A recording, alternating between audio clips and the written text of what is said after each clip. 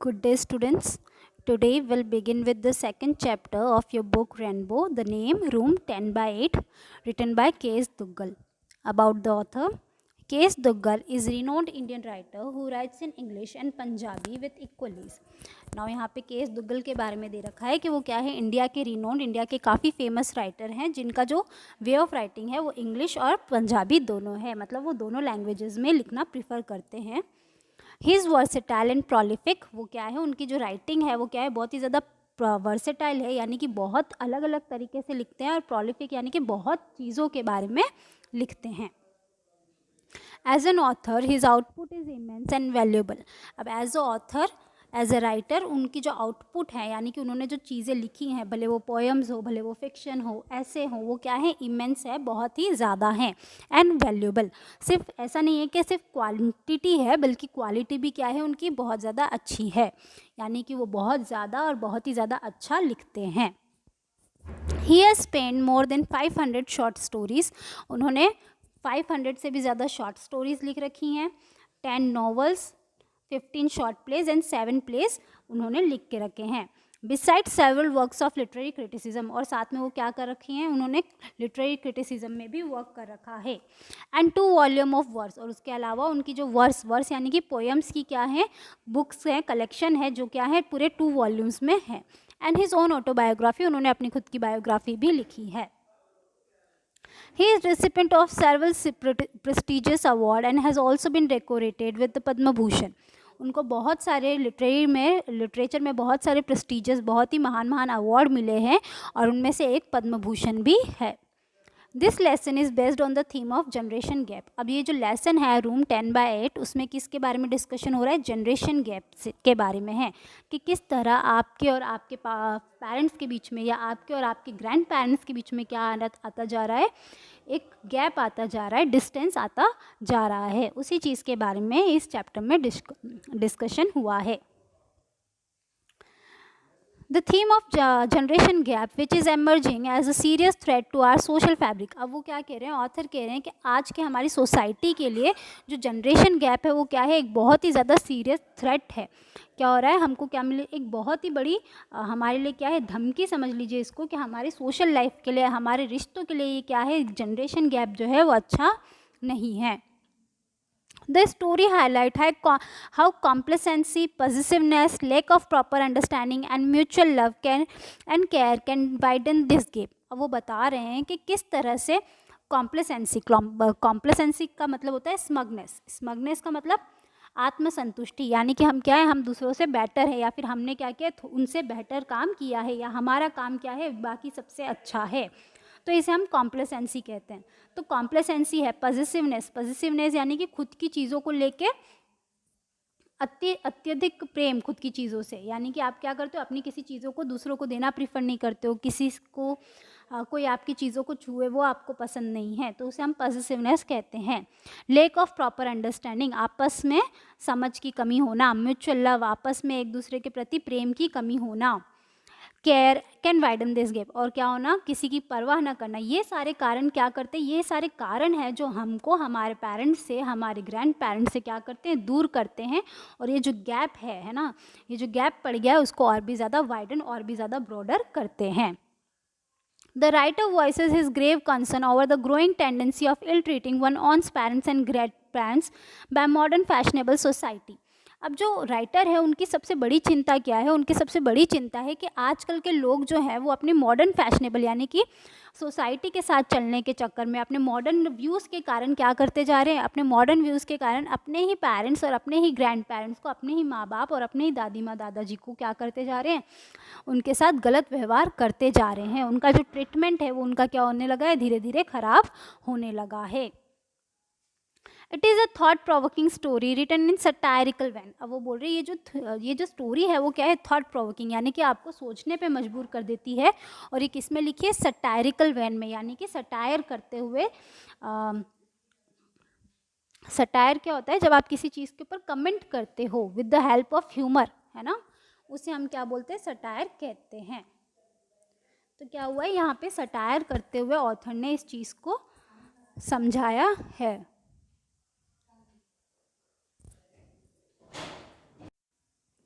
Let's start with the chapter.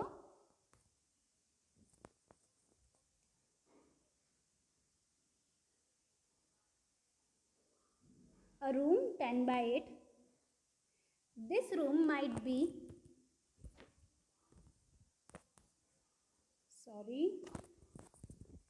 This room might be 10 by 8, said Mrs. Malik, pointing to a square in a draft plane lying on a table before them. It was the third time that she had made this suggestion. It seems it didn't register on either her husband or the architect engaged to design the house. अब यहाँ पे क्या हो रहा है, हमको हमारी protagonist मिल गई हैं जिनका नाम क्या है, मिसेस मलिक है. क्या नाम है उनका, मिसेस मलिक है. तो यहाँ पे मिसेस मलिक बोल रही हैं कि this room might be 10 by 8, कि उनके सामने क्या है, एक मैप बना हुआ है. किसका मैप बना हुआ है, घर का मैप बना हुआ है. ठीक है, इमेजिन करिए कि वो क्या है, बीच में एक टेबल है और मिस्टर एंड मिसेस मलिक यहाँ बैठे हैं और उनके सामने कौन बैठा है, आर्किटेक्चर बैठा है जो उनसे क्या कर रहा है, उनके घर के जो मानचित्र है, उनके घर का जो मैप है उसके ऊपर डिस्कशन चल रहा है. तो क्या होता है, जो मिसेस मलिक होती है वो पॉइंट आउट करते हुए बोलती हैं कि यहाँ पे एक जो छोटा सा रूम है उसकी जो साइज़ है वो कितनी होगी, 10 by 8 की होगी.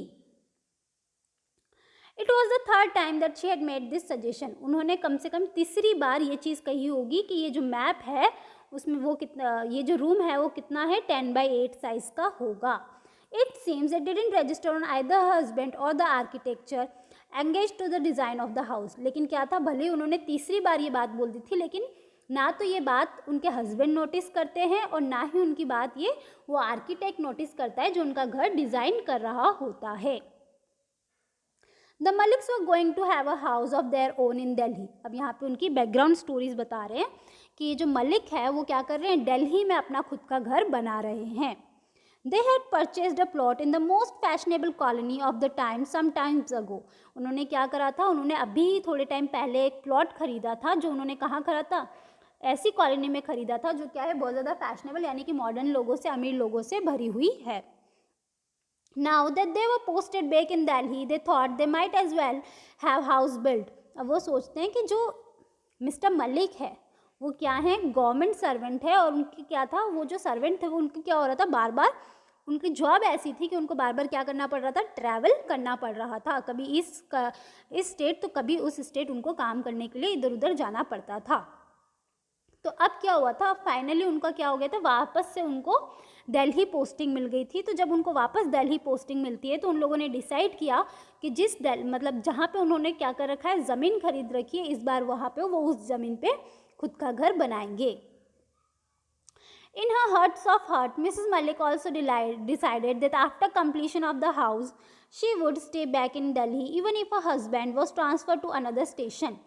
अब क्या हुआ था, जो मिसेस मलिक थी उन्होंने अपने दिल में डिसाइड कर लिया था कि क्या होगा, after the completion of house, जब घर बन जाएगा तो वो क्या करेंगी, यहाँ दिल्ली ही परमानेंटली सेटल हो जाएंगी, भले ही उनके हस्बैंड का कहीं और ट्रांसफ़र हो जाए फिर भी. मतलब उन्होंने डिसाइड कर लिया था कि वो अब अपने हस्बैंड के साथ इधर उधर मूव नहीं करेंगी, वो परमानेंटली दिल्ली में ही शिफ्ट हो जाएंगी.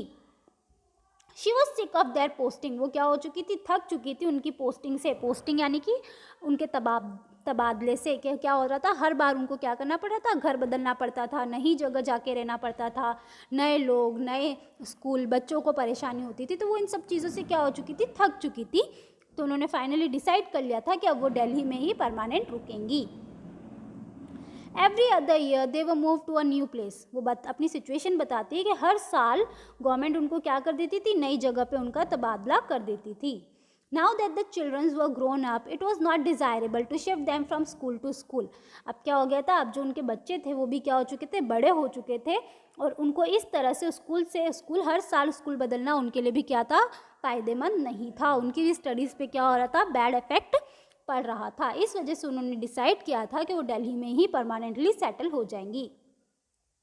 Mrs Malik said if he must, mister Malik could go all alone. और वो बोलती हैं कि अगर मिस्टर मलिक के लिए जाना इतना ही ज़रूरी है तो वो अकेले जा सकते हैं, वो उनके साथ नहीं जाएंगी. She would settle down permanently in Delhi with the children. उन्होंने सोच लिया था कि वो दिल्ली में परमानेंटली वहीं पे सेटल हो जाएंगी अपने बच्चों के साथ. She would have her mother in law for company. Mr Malik had no objection to it. और ऐसा भी नहीं है कि वो अपने बच्चों के साथ अकेली रह रही है, क्योंकि उनकी जो मदर इन लॉ है, मिस्टर मलिक की माँ है, वो भी उनके साथ ही रहेगी और उनके साथ हमेशा उनकी कंपनी रहेगी. Mr Malik had no objection to it. और जब मिस्टर मलिक उनका आइडिया सुनते हैं, उनकी ये बात सुनते हैं, तो उनको भी इस चीज़ से किसी भी तरह का कोई ऑब्जेक्शन या किसी भी तरह का कोई प्रॉब्लम नहीं होती. This room might be 10 by 8, Mrs. Malik repeated. Her husband was attending a telephone call in the adjacent room. अब क्या होता है, मिसेस मलिक एक और बार रिपीट करती हैं, एक और बार बोलती हैं कि ये जो रूम है उसकी जो साइज़ है वो क्या होगी, सिर्फ 10 by 8 ही होगी.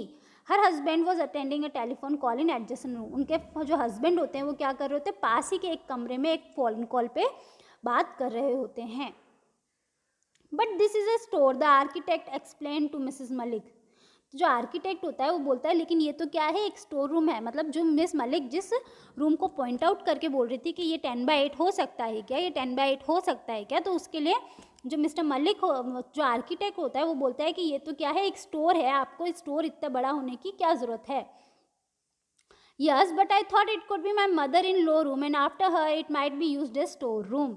अब यहाँ पे वो क्या बोलते हैं कि हाँ मुझे पता है, लेकिन मैंने सोचा कि मैं जो अपनी मदर इन लॉ है उनको इस कमरे में रख सकती हूँ, और जब वो यहाँ से, जब मेरी मदर इन लॉ नहीं रहेंगी तब मैं क्या करूँगी, उसको as a store room use करूँगी. The architect didn't seem to understand. He look puzzled by Mrs Malik observation. तो जो आर्किटेक्ट होता है उनको उनकी बात समझ में नहीं आती कि mother in law store room ये क्या बात कर रहे हैं, तो वो कन्फ्यूजन के साथ, पजल्ड यानी कि कन्फ्यूजन के साथ उनकी तरफ देखता है. पजल्ड यानी कि कन्फ्यूजन, उनको समझ में नहीं आ रहा होता है कि ये क्या बात कर रही हैं, तो वो कन्फ्यूजन के साथ मिसेस मलिक को देखता है.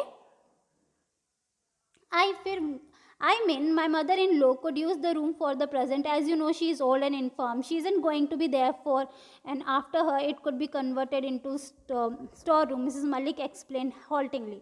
अब क्या होता है, जब वो मिसेस मलिक जब आर्किटेक्चर के चेहरे पे कन्फ्यूजन देखती हैं तो अपने आप को एक्सप्लेन करते हुए बताती है कि मेरा मतलब है कि जो मेरी मदर इन लॉ है वो क्या है, बहुत ज़्यादा ओल्ड हैं, बहुत ज़्यादा बीमार रहते हैं. She isn't going to be there for long. मतलब वो कहना चाहती है कि वो ऑलरेडी इतनी बीमार रहती है, वो ज़्यादा साल जिंदा नहीं रहेंगी. तो बेसिकली क्या है, यहाँ पे उनका गैप दिख रहा है, जनरेशन गैप दिख रहा है. उनके रिलेशनशिप के बारे में हमको पता चल रहा है कि उनकी रिलेशनशिप इतनी अच्छी नहीं है. और वो क्या बोलती है, वो बोलती हैं कि वो ज़्यादा दिन जिंदा नहीं रहेगी, तो हम उनको घर में अलग कमरा क्यों दें, हम इस स्टोर रूम को ही उनका कमरा बना देंगे, और जब वो चली जाएंगी तो इसी को हम किस में बदल देंगे, इसी को हम स्टोर रूम में बदल देंगे. Mr. Malik joined them. It seems while talking on the telephone, he had given thought to the suggestion. जब मिसेस मलिक उनको वापस ज्वाइन करते हैं, वापस आके वहाँ पे बैठते हैं, तो ऐसा लगता है कि जब तक वो टेलीफोन पे बात कर रहे थे तब उन्होंने मिसेस मलिक की बात सुनी और उसके बारे में सोचा.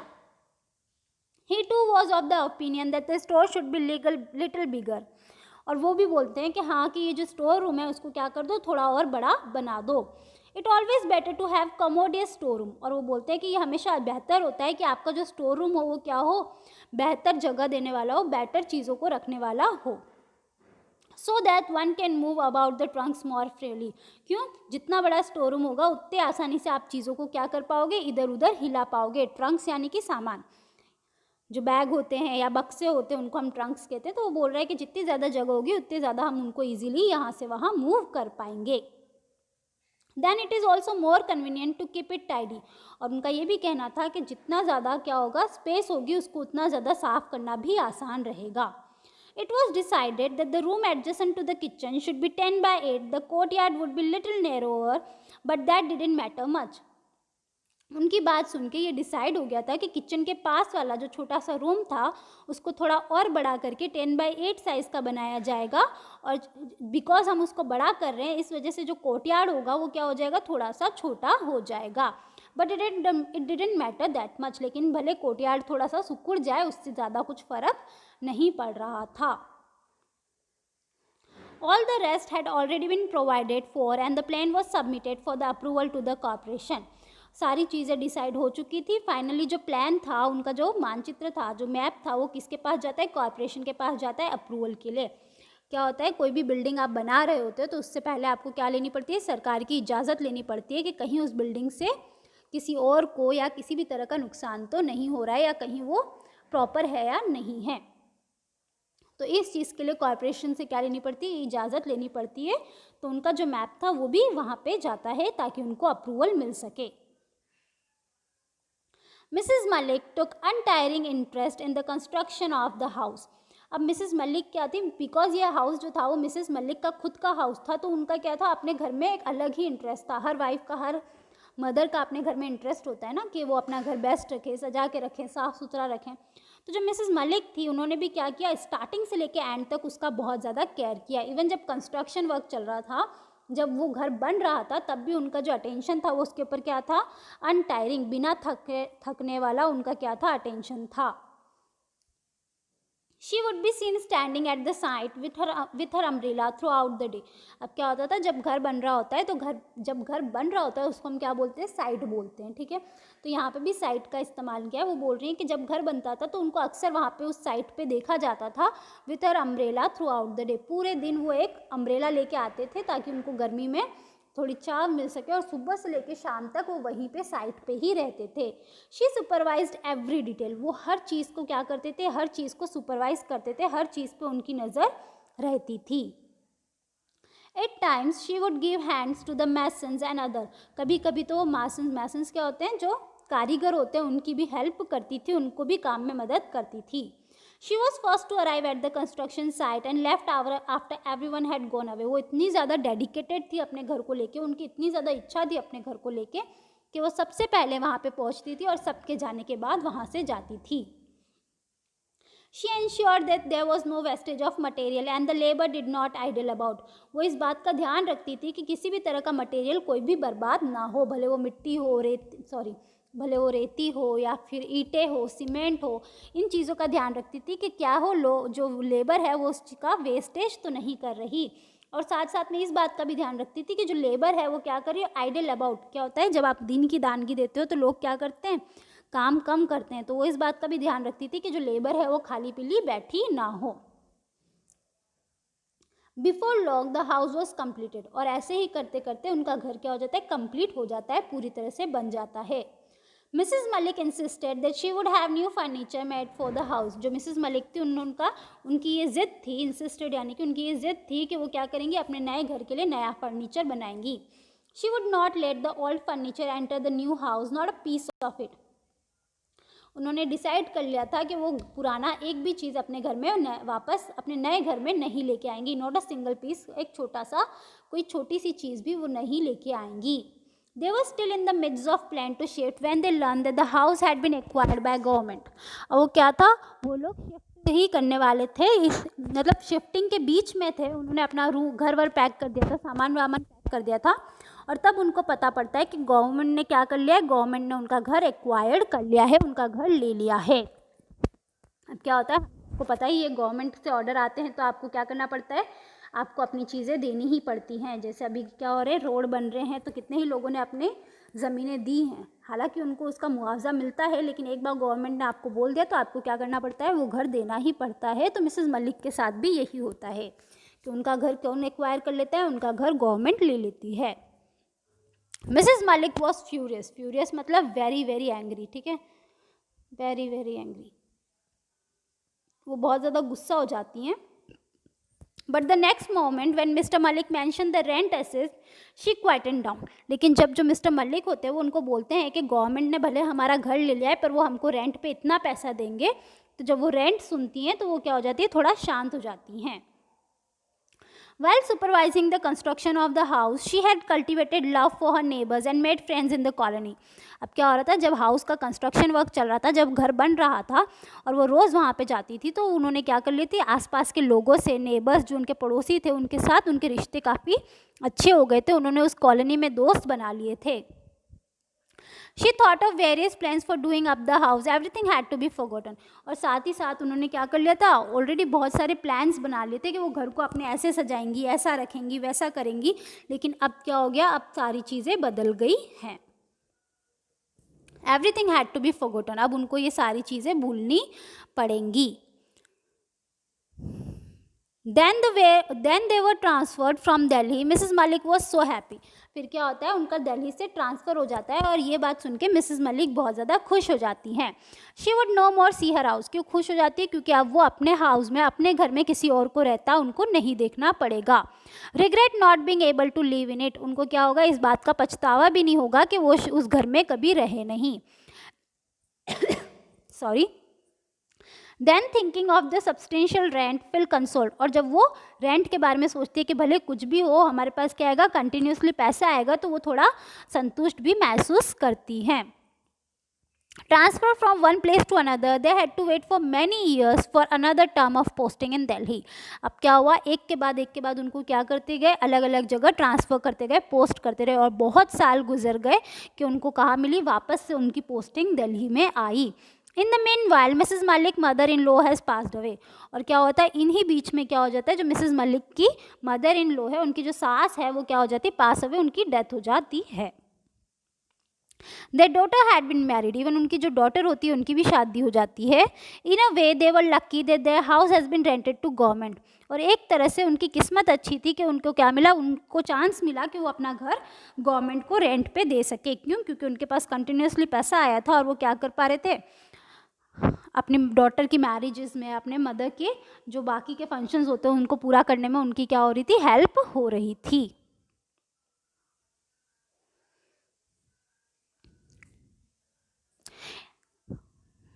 Private tenants are such a headache, there is no end to their complaints and demand. और एक और चीज़ क्या अच्छी थी कि जो प्राइवेट टेनेंट्स होते हैं, प्राइवेट किराएदार, यानी कि जो नॉर्मल किराएदार होते हैं, वो क्या होते हैं, बहुत ही ज़्यादा हेडेक होते हैं, बहुत ही ज़्यादा सिरदर्द होते हैं. क्यों? क्योंकि उनके खुद के क्या हो जाते हैं, बहुत ज़्यादा इश्यूज होते हैं. There is no end to their complaints and demand. क्या होते हैं, जो प्राइवेट टेनेंट्स, जो किराएदार होते हैं, उनकी खुद की कंप्लेंट्स, उनकी खुद की जो है ना परेशानियां हैं, वो ख़त्म नहीं होती और उनकी डिमांड्स भी कम नहीं होती.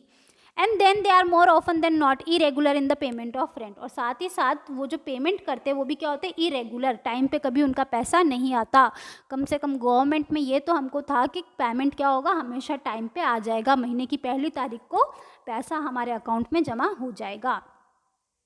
Mrs. Malik house have been requisitioned by the government. The rent was credited to their bank account every month regularly.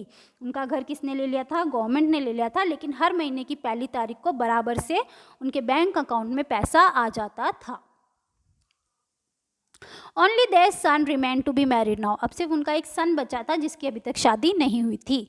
Mrs Malik thought they would rather be done with it before he retired. Mister Malik ने ये सोच लिया था कि वो अपने retirement से पहले अपने सन की शादी करा देंगे. Their son had been married. और उसकी शादी भी करा दी जाती है.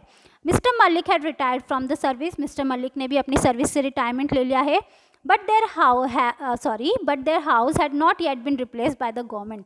लेकिन अभी तक कितना टाइम हो गया, मतलब उन लोगों ने घर बनाया, उसके कितने सालों तक वो इधर उधर अपनी पोस्टिंग की वजह से घूमते रहे. उनके बच्चे बड़े हो गए, बच्चों की शादी हो गई, दादी माँ की डेथ हो गई, इवन जो दूसरा बच्चा था उसकी शादी हो गई, रिटायरमेंट हो गया, लेकिन अभी तक भी उनको क्या नहीं मिला है, अपना घर वापस नहीं मिला है. Mr and Mrs Malik live with their son and daughter in law in the rented house. Even क्या है, इतना बड़ा घर होने के बावजूद भी मिस्टर एंड मिसेस मलिक जो है वो कहाँ पे रह रहे हैं, रेंट में, रेंट के हाउस पे रह रहे हैं, किराए के मकान पे रह रहे हैं. Mister Malik was still fighting with the government for the release of the house when his and come. अब क्या होता है, जब मिस्टर मलिक का एंड यानी कि मिस्टर मलिक का अंत आ जाता है, तब तक भी वो किससे फाइट कर रहे होते हैं, गवर्नमेंट से अपना घर वापस लेने की फाइट कर रहे होते हैं. हुआ होगा, क्या हुआ होगा कि उन्होंने गवर्नमेंट के साथ क्या कर रखा होगा, कॉन्ट्रैक्ट साइन कर रखा होगा. तो इवन दो क्या होगा, जब तक वो कॉन्ट्रैक्ट एक्सपायर नहीं हो जाता तब तक आप क्या नहीं कर सकते, वो चीज़ वापस नहीं ले सकते. या कोई भी लीगल इश्यूज़ की वजह से इनको क्या करना पड़ रहा था, लीगली अपना घर वापस से लेना पड़ रहा था. तो जो मिस्टर मलिक थे वो अपनी लाइफ के एंड तक भी क्या कर रहे थे, अपने घर के लिए फ़ाइट कर रहे थे, अपने घर के लिए लीगली फाइट कर रहे थे. He passed away without being able to live in house even for a single day. और क्या होता है, उनकी डेथ हो जाती है और वो अपने उस घर में जो उन्होंने, उनकी वाइफ ने इतने सींच के बनाया था, उसमें एक दिन भी नहीं रह पाते. Now within 3 months the house was de-requisitioned. अब वो बोलते हैं कि उनके मरने के 3 महीने बाद ही उनको घर उनका वापस मिल जाता है. Mrs. Malik daughter in law was keener than Mrs. Malik to shift to her own house. अब क्या होता है, जब उनको घर वापस मिल जाता है तो जो मिसेस मलिक की डॉटर इन लॉ होती है वो क्या क्या होती है, जो मिस्टर मलिक की डॉटर इन लॉ होती है वो मिसेस मलिक से भी ज़्यादा आतुर होती है, किनर यानी कि आतुर होती है किस में जाने के लिए, अपने नए घर में जाने के लिए। The moment they were restored possession of the house, she had it painted and polished and started shifting. जैसे ही उनको अपना घर वापस मिल गया था तो उसने उस पूरे घर को वापस से पेंट कराया, पॉलिश कराया और तुरंत उस घर में शिफ्ट होने की तैयारी करने लगी। The furniture dealer had been ordered to supply a number of pieces which he did. Even जो फर्नीचर डीलर था उससे बहुत सारे फर्नीचर ऑर्डर किए और उनको वहाँ पे पहुँचाया गया। They had to shift on Monday morning, but as they woke up, they found that it was raining. वो मंडे को वहाँ पे शिफ्ट होने वाले थे, लेकिन जब वो मंडे को उठते हैं तो उनको पता चलता है कि वहाँ पे क्या हो रही है, बहुत ज़ोरों की बरसात हो रही है। The downpour was rather heavy. Downpour को किसके लिए यूज़ हुआ है, रेन के लिए ही यूज़ हुआ है। तो बोल रही है कि रेन क्या थी, बहुत ज़्यादा हैवी, बहुत ज़्यादा तेज़ बारिश आ रही थी। They waited and waited. Then it was time for Mrs. Malik's son to go to office. वो बहुत देर तक इंतज़ार करते हैं बारिश रुकने का, लेकिन बारिश नहीं रुकती और इतने में क्या हो जाता है, जो उनका सन है मिसेस मलिक का, उसके ऑफिस जाने का टाइम हो जाता है।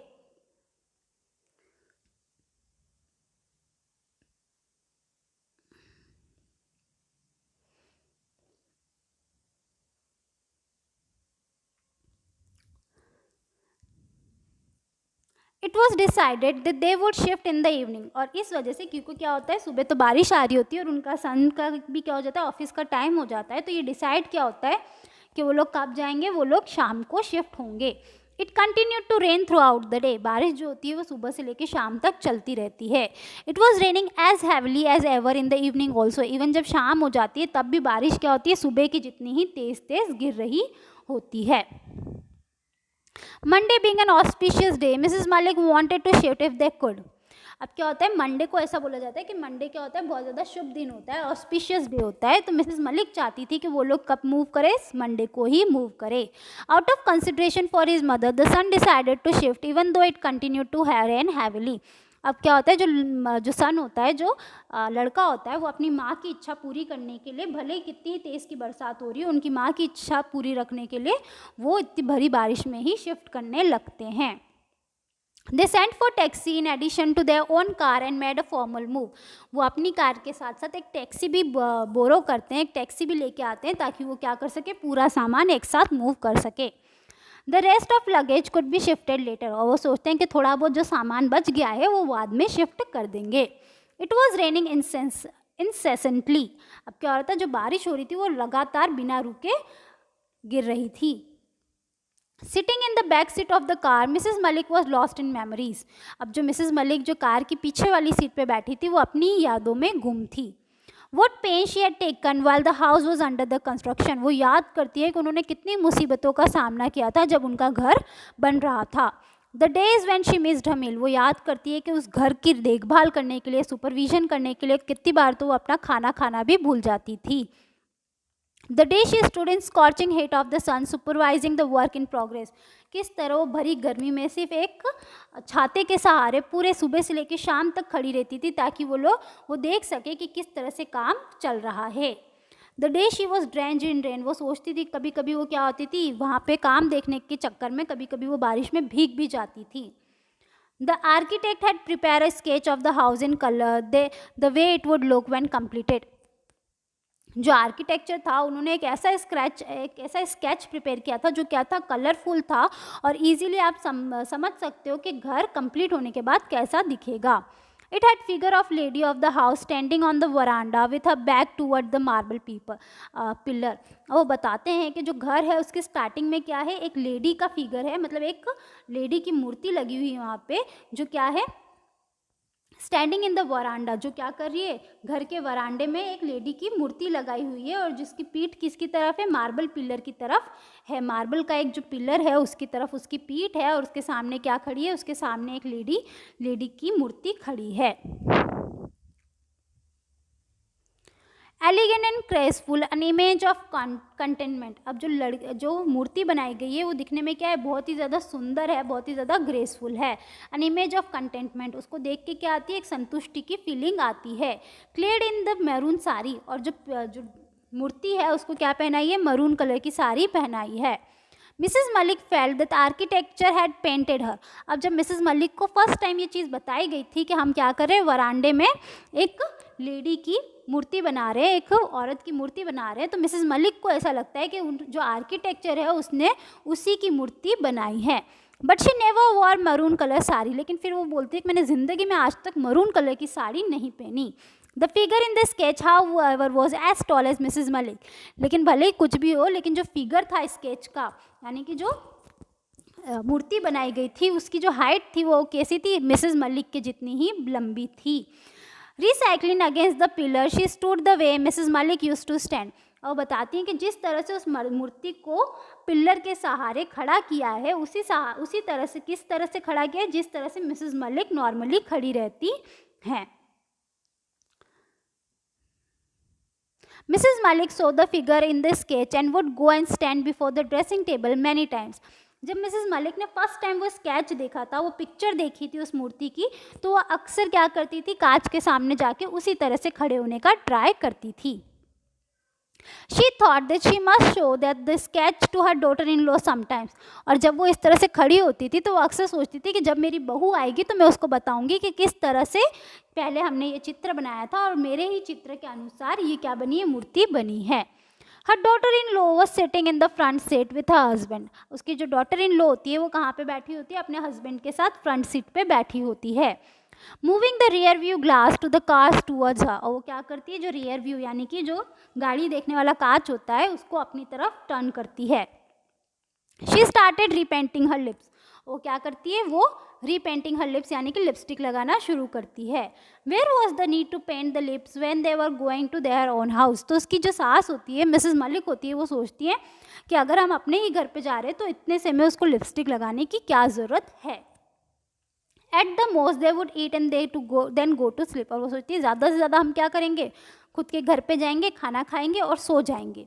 Strange are the ways of modern girl. वो बोलती है आजकल की जो मॉडर्न लड़कियां हैं वो बड़ी ही अजीब हैं। And how the girl talk, she was jabbering insensitively. और वो बोलती है ये लड़की इतना कैसे बोलती है, इतना कंटिन्यूसली ये क्या कर रही है, बोले जा रही है। Why must she talk with her own husband in English. और वो बोलती है कि वो खुद के ही हस्बैंड से इंग्लिश में बात क्यों कर रही है। अगेन यहाँ पे क्या दिख रहा है, अगेन यहाँ पे जो मिसेस मलिक है उनका रिलेशन उनकी बहू के साथ दिख रहा है। नाउ यहाँ पे हम जनरेशन गैप की बात कर रहे थे। जो जनरेशन गैप हमको किसकी मदद से पता चल रहा है, मिसेस मलिक की मदद से पता चल रहा है। क्योंकि ये जो लेडी हैं उन्होंने क्या करें, दोनों रोल कंप्लीट करे हैं। वो बहू भी रही हैं और वो सास भी रही हैं। तो जिस तरह से उनके जो विचार थे वो एज अ बहू के क्या होते हैं अपनी सास की तरफ, वो भी दिख रहा है हमको, और सास के बहू की तरफ क्या होते हैं वो भी हमको दिख रहा है। यानी कि जो यंगर जनरेशन होती है उनको लगता है कि क्या है, थोड़े समय के लिए ही है, जो हमारे बड़े लोग हैं वो थोड़े समय के लिए हैं, वो क्या करेंगे, कहीं पे भी एडजस्ट कर लेंगे। और बड़े जो लोग होते हैं उनको छोटे बच्चों के, जो उनसे यंग जनरेशन होती है, उनकी सोच समझ में नहीं आती कि ये लोग ऐसी हरकतें क्यों करते हैं या उनके दिमाग में क्या चलता है। तो दोनों की सोच में डिफरेंस और दोनों के बीच का जनरेशन गैप हमको यहाँ पे साफ नज़र आ रहा है। Mrs Malik had not picked up English. अब उनको बुरा क्यों लग रहा है कि वो इंग्लिश में बात करिए, क्योंकि मिसेस मलिक को इंग्लिश नहीं आती। ये हमने भी अक्सर नोटिस किया होगा हमारे पेरेंट्स के साथ कि हम लोग क्या करते हैं, बिकॉज हमारे पेरेंट्स को इंग्लिश नहीं आती पर हमको इंग्लिश आती है, तो कभी कभी क्या होता है कि आप और आपके भाई बहन कंटिन्यूसली इंग्लिश में बात कर रहे हैं, लेकिन क्या होता है, कंटिन्यूसली इंग्लिश में बात कर रहे हैं, हंस रहे हैं, लेकिन क्या होता है कि आपके पेरेंट्स को इंग्लिश नहीं आती। इस वजह से वो क्या नहीं कर पाती, इस वजह से वो आपकी बातों में इन्वॉल्व नहीं हो पाती, आपकी बातों को समझ नहीं पाती, आपकी बात आपके साथ हंस नहीं पाते। तो ये चीज़ आपको एहसास नहीं होती पर आपके मम्मी पापा को इस चीज़ का क्या लगता है, बहुत ज़्यादा बुरा लगता है। तो यहाँ पे भी, और ये चीज़ भी क्या करती है, आपके बीच में कम्युनिकेशन गैप ले आती है। जब आप लोग बात ही नहीं करेंगे तो आपके रिश्ते बेहतर कैसे होंगे, यही चीज़ यहाँ पे समझाने की कोशिश करी है। She had failed in this only. वो बोलते हैं कि सिर्फ उन्होंने अपनी ज़िंदगी में सब किया, सिर्फ यही चीज़ वो नहीं कर पाई। She had accomplished everything else in life. वो बोलती है कि इसके अलावा उन्होंने अपनी लाइफ में हर चीज़ क्या करी, अकम्प्लिश, अचीव करी है। She learn ball room dancing. वो बताती है कि उन्होंने बॉल रूम डांसिंग भी सीख रखी है। Suddenly it occurred to Mrs. Malik that maybe the figure painted by the architect was death of her daughter-in-law. Suddenly Mrs Malik के दिमाग में एक ख्याल आता है कि जो आर्किटेक्चर ने जो स्केच बनाया था, जो पेंटिंग बनाई थी उस मूर्ति की, वो शायद उनकी नहीं बल्कि उनकी बहू की थी. How could that be? फिर वो सोचती कि नहीं नहीं ऐसा कैसे हो सकता है.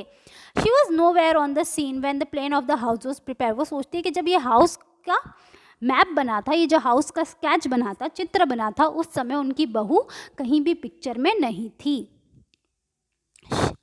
She was nowhere on the scene when the plan of the house was prepared, but then she was wearing a maroon color sari that the figure in the sketch had.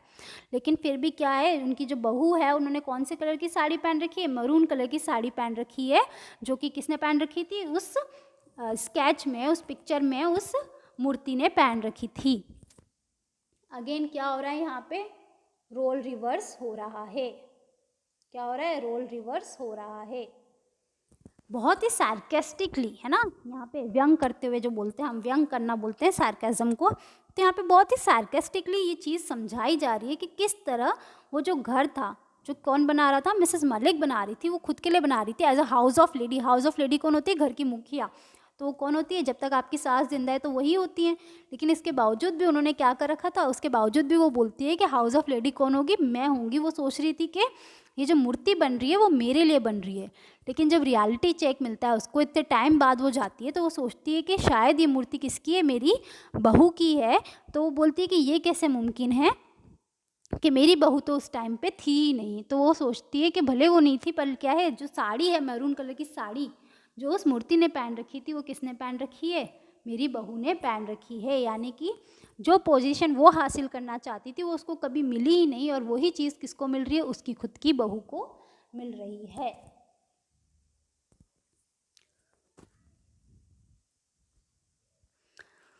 Yes, it was maroon colour. Mrs Malik never like maroon colour. अब वो देखती है कि उनकी बहू ने कौन सी colour की साड़ी पहनी है? मरून कलर की ही साड़ी पहन रखी है. और वो बोलती हैं कि मिसेस मलिक को मरून कलर कभी भी पसंद नहीं आया. It was too loud for her taste. क्यों पसंद नहीं आया? क्योंकि उनको लगता है कि बहुत ही ज़्यादा भड़कीला कलर है. It was girls like her daughter in law who are fond of maroon colour. और वो बोलती हैं कि ये आजकल की लड़कियां हैं जिनको इतने तड़ाक भड़ाक कपड़े पसंद आते हैं. She can wear maroon surely, said Mrs. Malik to herself. I wish she could also work as hard as I did. अब मिसेस मलिक क्या कर रही है? खुद ही खुद में मन मन में उसको ताना दे रही है कि हाँ, श्योरली क्या कर सकती है कि वो उस मालकिन की तरह, हाउस ऑफ लेडी की तरह मरून साड़ी तो पहन सकती है, लेकिन आई विश के शायद खास ये मेरे जितना काम भी कर पाती. अगेन यहाँ पे क्या दिख रहा है? जनरेशन गैप दिख रहा है, टोंटिंग दिख रही है. वो किस तरह से उनको क्या कर रही है? टोंट कर रही है. वो बोल रही हैं कि उनकी जो डॉटर इन लॉ है वो उनके जितना अच्छा काम नहीं करती. I had every brick of the house laid before my eyes. वो बोलती हैं कि किस तरह इस घर की एक एक ईंट मेरी आंखों के सामने लगी है. In sun and in rain I stood on the side supervising the construction from early in the morning till late in the night. और वो बोलती है किस तरह से गर्मी में, बरसात में मैं हर समय यहाँ पे खड़ी रही थी. हर समय मैंने हर चीज़ के ऊपर क्या रखी है? नज़र रखी है. सुबह सुबह की पहली किरण से रात तक मैं क्या करती थी? यहीं पर रहती थी, हर चीज़ का ध्यान रखती थी. Many a times I help the mason with the mortars and the bricks. कितनी बार तो मैंने जो कारीगर हैं उनकी भी ब्रिक्स में, मोटर्स में क्या करी है? मदद की है. Many times I hold the rubber pipe and spread water on the plasters wall. कितनी बार मैंने क्या करी है? तराई भी करी है, इन पानी भी पिलाया है. सब चीज़ क्या करी है? हर चीज़ में मेरा हाथ है. Then they reached the house. His son drove the car straight to porch, and her daughter-in-law jumped out of it. There she stood, reclining against the marble pillar of the veranda, exactly the way the architecture had painted the figure in the sketch. Mrs. Malik felt a wrench in her heart. Maybe the architecture had mocked at her.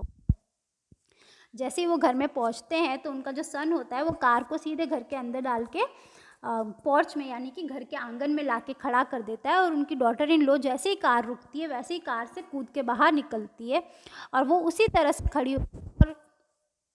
And there she stood resting against the marble pillar of the veranda. और वो क्या करती है? वहाँ जो marble pillar है वहाँ पे उसका सहारा लेके खड़ी होती है, लीन करते हुए उसकी तरफ खड़ी होती है, और एग्जैक्टली द सेम वे, और बिल्कुल उसी तरह से खड़ी होती है जिस तरह आर्किटेक्चर जो था उसने उस जो मॉडल था, वो जो मूर्ति थी, उसको जिस तरह से स्केच किया था बिल्कुल उसी तरह से ही वो खड़ी थी। Mrs Malik felt a wrench in her. Mrs Malik के दिल में एक अलग सा दर्द होता है। Maybe architecture had mocked her, और वो सोचती है कि शायद उसने क्या करा है, मुझे मॉक किया है, मेरा मजाक उड़ाया है कि क्या है, आपका घर क्या बनाया, आपने इतनी मेहनत करके बनाया, लेकिन इसकी असली मालकिन कौन है, इसकी असली मालकिन आपकी बहू है। Standing on the veranda, close to the pillar, trying to cover her elaborate hairdo with the maroon color sari, her daughter-in-law was giving instruction to the servant about the luggage in the taxi following the car.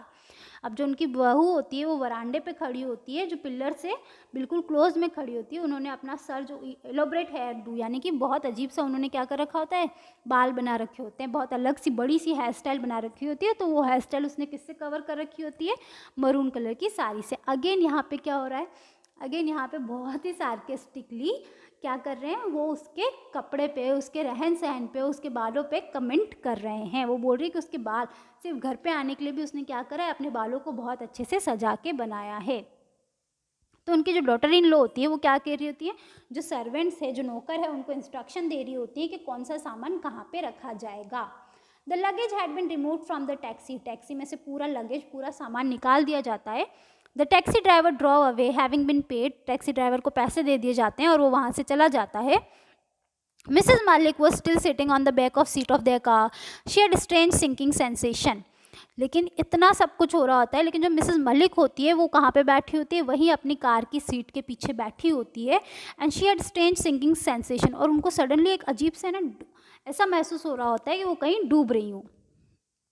Then her son and daughter in law enter the house, और जो उनके बच्चे जो होते हैं, उनके सन और उनकी डॉटर इन लॉ, उनको वहीं कार में छोड़ के अपने घर में एंटर कर जाते हैं। They put on the lights one by one, वो घर की सारी लाइटें एक एक करके चालू करते हैं। Every room was lit up, पूरा घर क्या होता है, चमक उठता है।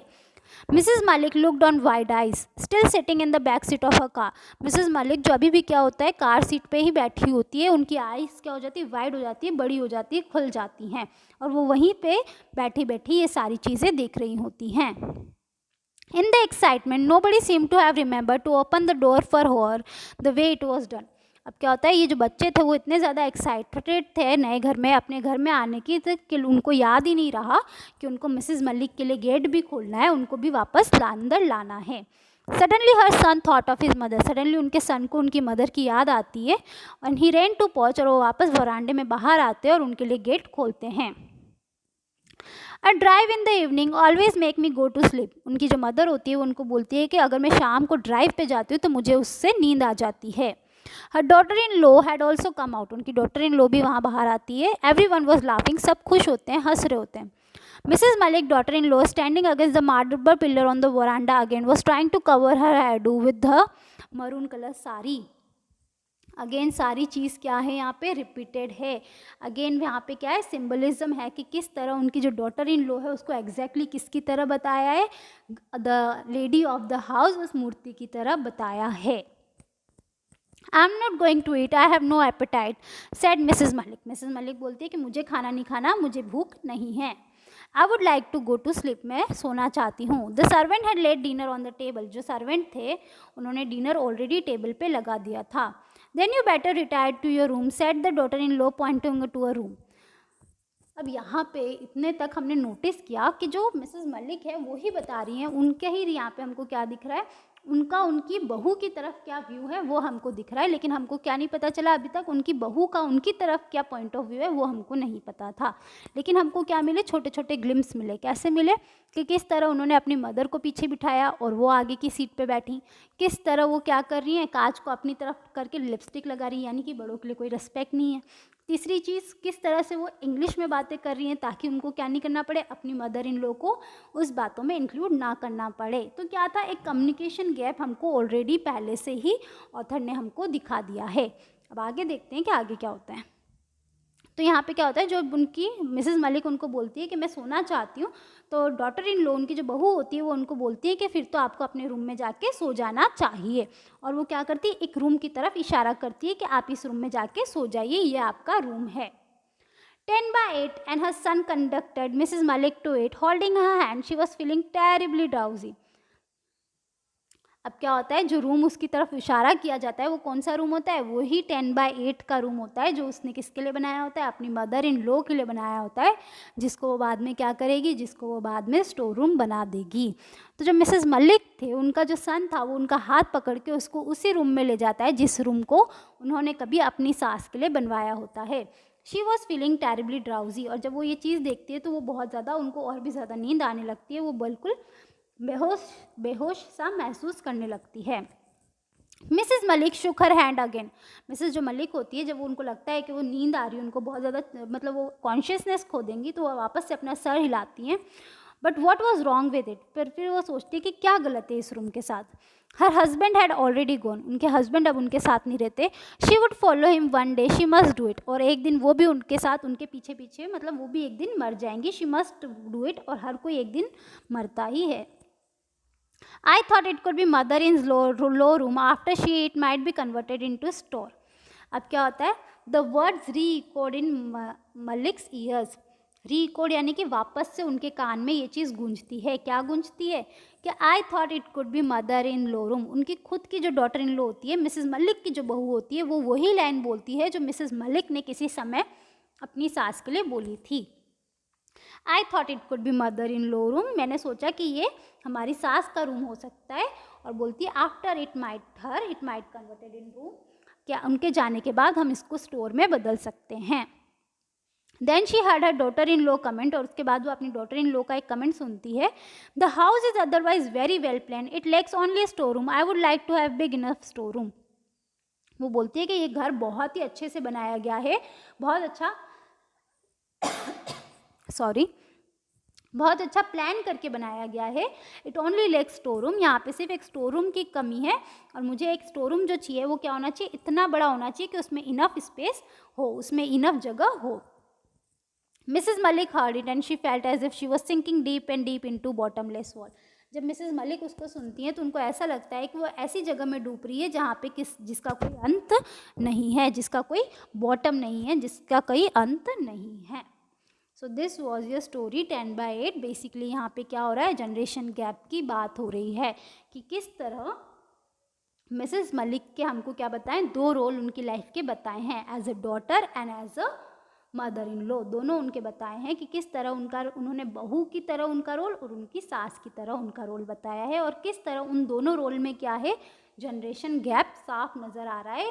क्या है, लोगों के बीच में अंडरस्टैंडिंग की कमी नज़र आ रही है, लोगों के बीच में लव की कमी नज़र आ रही है, केयर की कमी नज़र आ रही है, और शायद इन्हीं वजह से क्या हो रहा है, इन्हीं वजह से ये जो जनरेशन गैप है वो और ज़्यादा बढ़ रहा है।